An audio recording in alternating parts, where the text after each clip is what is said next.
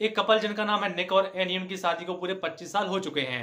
लेकिन एनी अपने बुढ़ापे में थोड़ा रेस्ट करना चाहती है, लेकिन निक अपने बुढ़ापे में थोड़ा और एंजॉय करना चाहता है। और इसलिए निक अपनी आने वाली 25वीं एनिवर्सरी पर एनी को डाइवोर्स देने वाला है, लेकिन एनी अपनी आने वाली 25वीं एनिवर्सरी पर निक से फिर से शादी करने वाली है, ताकि वो दोनों फिर से एक दोबारा नई फ्रेश जिंदगी शुरू कर सकें। और अब निक कैसे अपनी शादी में एनी को डिवोर्स देता है, ये तुम्हें शो में देखने को मिलेगा। सुनने में इंटरेस्टिंग लग रहा है ना? एंड तक सुनना बहुत ही ज्यादा इंटरेस्टिंग है। शो का नाम है द फोर्थ सीजन। शो में निक और एनी की शादी को 25 साल पूरे होने वाले हैं, लेकिन निक अब एनी से बहुत ज्यादा बोर हो चुका है, क्योंकि एनी उसमें बिल्कुल भी इंटरेस्ट नहीं दिखाती है और ना ही उसके साथ बाहर घूमने जाती है। दिन भर बस अपने आईपैड में गेम खेलती रहती है। इसलिए निक अब परेशान होकर उसको डिवोर्स देना चाहता है, लेकिन एनी निक और अपनी जिंदगी में फिर से शुरुआत करने के लिए और खुशियां लाने के लिए उसकी 25वीं एनिवर्सरी पर फिर से उससे शादी करना चाहती है।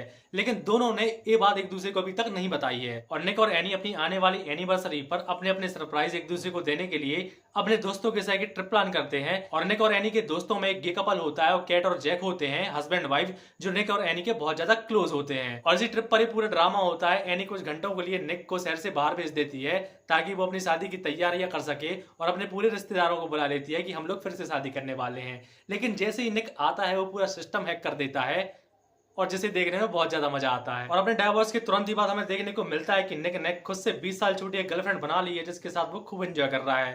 मतलब कि असली वजह ये थी एनी से डिवोर्स लेने की। साला नखरे कर रहा था कि मेरा इसके साथ मन नहीं लगता, ये बोर कर रही है। और अपनी नई गर्लफ्रेंड बनाने के बाद निक उसके साथ बहुत ज्यादा एंजॉय करता है, मतलब कि जितना वो कर सकता है। लेकिन वहीं एनी अब भी अकेली है, उसे कोई नहीं मिल रहा जो उसका अकेलापन दूर कर सके। लेकिन वहीं दूसरी तरफ निक अपनी नई गर्लफ्रेंड के साथ अपने पुराने दोस्तों जैक और कैट और वहीं गयपल के साथ एक नई ट्रिप प्लान करता है और ये लोग घूमने जाते हैं। लेकिन उन लोगों को बिल्कुल भी पसंद नहीं आता है निक की गर्लफ्रेंड के साथ निक को देखना, इसलिए वो जबरदस्ती खुश होने का दिखावा करते हैं। क्योंकि निक उनसे कहता है कि अगर तुम लोगों ने मेरी नई गर्लफ्रेंड के सामने खुश होने का दिखावा नहीं किया तो वो बुरा मान जाएगी, क्योंकि उसी ने पूरी ट्रिप प्लान की है। इसलिए जबरदस्ती वो लोग इस ट्रिप पर खुश होने का दिखावा करते हैं और यही इस ट्रिप में चलता रहता है। इसके बाद शो में तीसरी और आखिरी ट्रिप होती है, जिसमें निक अपनी नई गर्लफ्रेंड और उसके दोस्तों के साथ एक अलग ट्रिप पर जाता है, और एनी अपने नए बॉयफ्रेंड जो उसी की उम्र का है, कैट और जैक और गी कपल के साथ जाती है, उसके पुराने दोस्तों के साथ। और इन दोनों अलग अलग ट्रिप पर क्या होता है, कैसे निक अपनी नई गर्लफ्रेंड के दोस्तों के साथ फिट नहीं हो पाता, क्योंकि निक की एज तो ज्यादा है ही, और कैसे ऐसा कुछ होता है कि ये दोनों सब लोग मिलकर साथ में आ जाते हैं,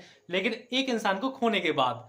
वो तुम्हें शो में जाकर ही देखना पड़ेगा, और उसे देखकर तुम्हें बहुत मजा आएगा, और हो सकता है कि तुम्हारे आंखें भी भर आए। शो की स्टोरी काफी अच्छी है, काफी अच्छे से लिखा गया है। शो में 40-40 मिनट के 8 एपिसोड है, जिन्हें तुम आसानी से देख सकते हो। बाकी शो एक लाइट हार्टेड कॉमेडी शो है, मतलब कि इसे देखकर तुम हंसोगे नहीं, लेकिन हाँ तुम्हें खुशी भी होगी, रोना भी आएगा, और बहुत सी चीजें हुई भाई। बाकी शो में निक और एनी के दोस्त जैक और कैट की स्टोरी भी साथ में चलती रहती है कि उनकी लाइफ में क्या हो रहा है, शादी के बाद उनकी लाइफ में कौन सी प्रॉब्लम है, कैसे वो सॉल्व करते हैं। और उनकी कपल्स की स्टोरी भी चलती रहती है कि उनकी लाइफ में आकर क्या हो रहा है। मतलब कि इन कैरेक्टर्स की भी साइड स्टोरी चलती रहती है, जो काफी इंटरेस्टिंग है और बहुत अच्छी लगती है। तो भाई ये था फोर्थ सीजन। अगर तुम्हें प्यार दोस्ती वाले ऐसे शोज देखना पसंद है तो तुम इसे देख सकते हो। बाकी शो बढ़िया है, तुम्हारा ज्यादा टाइम नहीं लेगा।